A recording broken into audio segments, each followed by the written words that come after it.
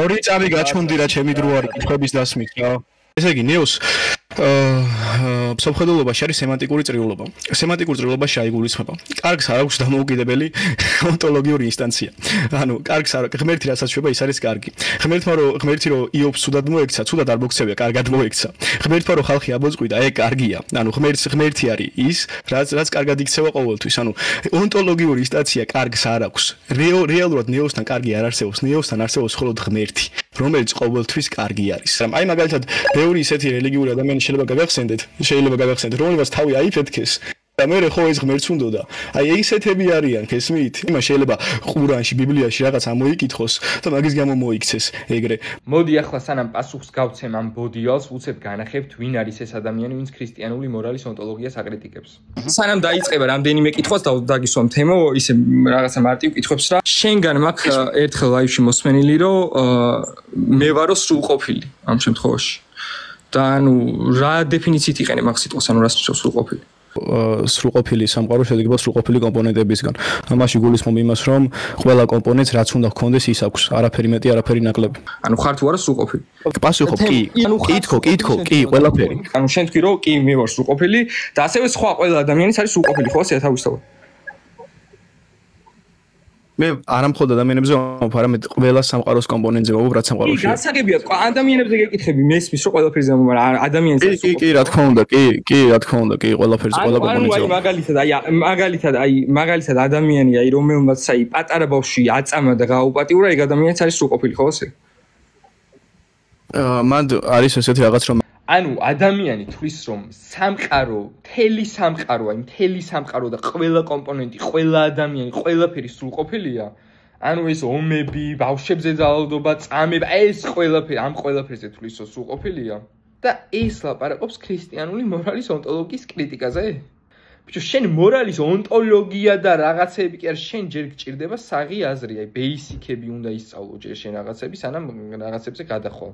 სანამ გავცემ მის არგუმენტს პასუხს, რომელიც დაფუძნებულია ფუნდამენტურ უცოდინობაზე, მინდა მსმენელს მარტივად გასაგებ ენაზე აგიხსნათ, რაც იბოდიალა ამ ადამიანმა.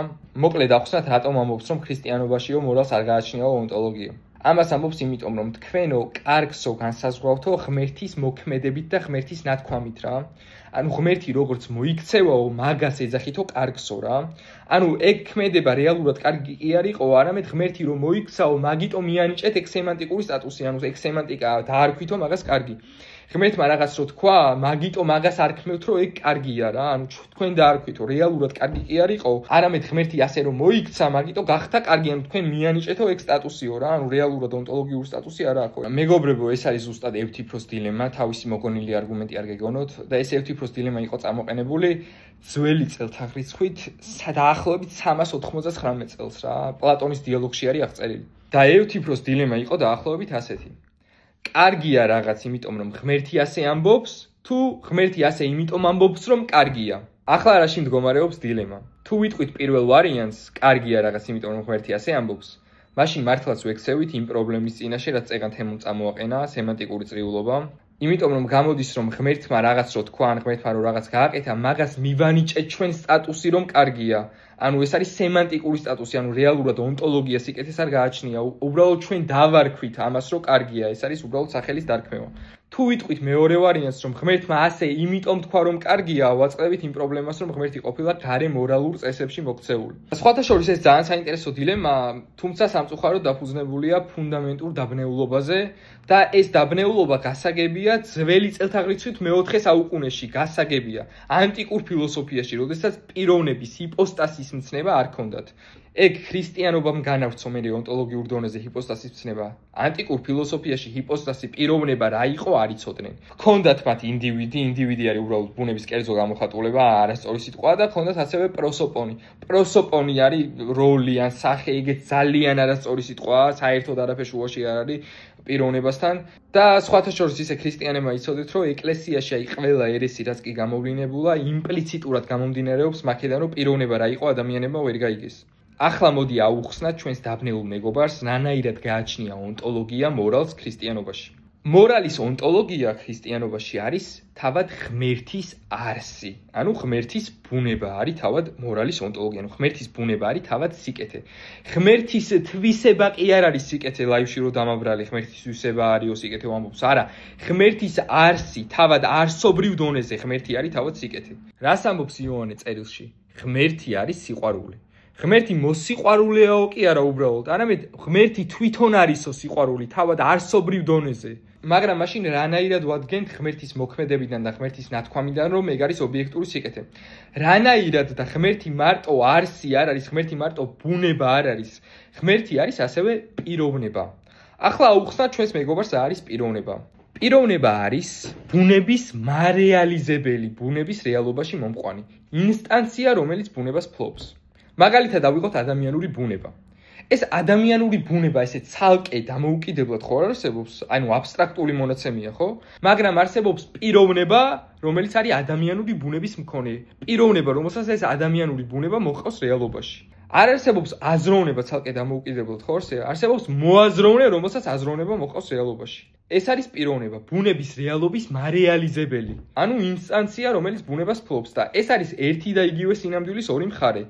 და ამის ესე გამოცალკევება არ ხდება, უბრალოდ ამას ვაკეთებ მსჯელობისთვის, შენ რომ გაიგო კარგად. შესაბამისად, რადგან ღმერთი მარტო ბუნება არ არის, არამედ პიროვნებაა, რომელსაც ბუნება რეალობაში მოყავს, ღმერთი პიროვნულად მოქმედებს. და ღმერთის პიროვნული მოქმედება არის შესაბამისი მისი არსის, იმიტომ რომ ის არსი, ის ბუნება ღმერთი თავად არის. და ღმერთი თუ არსობრივ დონეზე სიკეთეა, მისი პიროვნული მოქმედება ზუსტად შესაბამისი არის ამ სიკეთის. და საერთოდ ღმერთი ეგრე შეიცნობა მისი პიროვნული მოქმედებით. ჩვენ რა გვიწერია წერილში? ღმერთი არასადავინი ხილა, ღმერთი არასოდეს არავის არ უნახავს. რატო? იმიტომ რომ მისი ბუნება, მისი არსი მარად მიღმიერია. ჩვენ ღმერთის არსს კი არ ვჭვრიტავთ. ღმერთს ჩვენ მისი პიროვნული მოქმედებით შევიცნობთ. და იქედან გამომდინარე, რომ ვიცით, რომ მისი არსი ყოვლად უტყუარია და ის არსი ღმერთი თავად არის, მაქედან გამომდინარე, რომ ვიცით, რომ როგორც პიროვნულად მოქმედებს, ზუსტად ისეთივეა ბუნებითად, იმიტომ რომ ყოვლად უტყუარია მისი არსი. აი მაგალითად, ზეღმერთი, როდესაც მოქმედებითად გამოეცხადა კაცობრიობას პირველ საუკუნეში. საიდან ვიცით, რომ ყველა მისი ქმედება არის აბსოლუტური სიკეთე?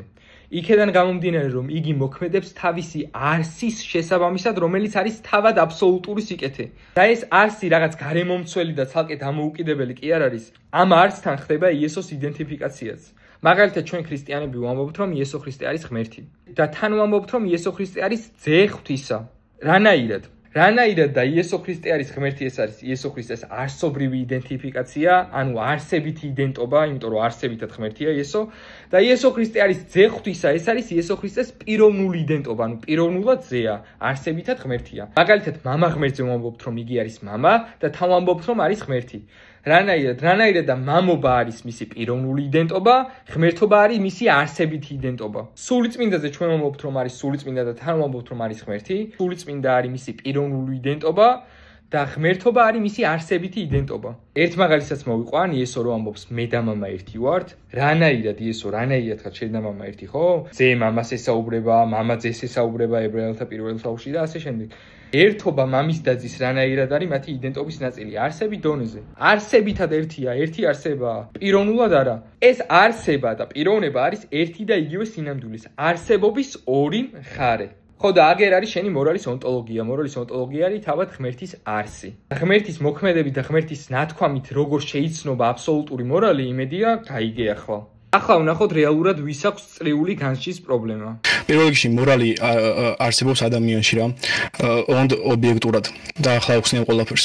რაც მიზანთან გაახლოებს კარგია, რაც მიზანთან გაშორებს ცუდია. ეს არის ჩემი მორალის დეფინიცია. მაგრამ მეორე მხრივ არსებობს რაღაცები, რაც ყოველთვის გაახლოებს მიზანთან.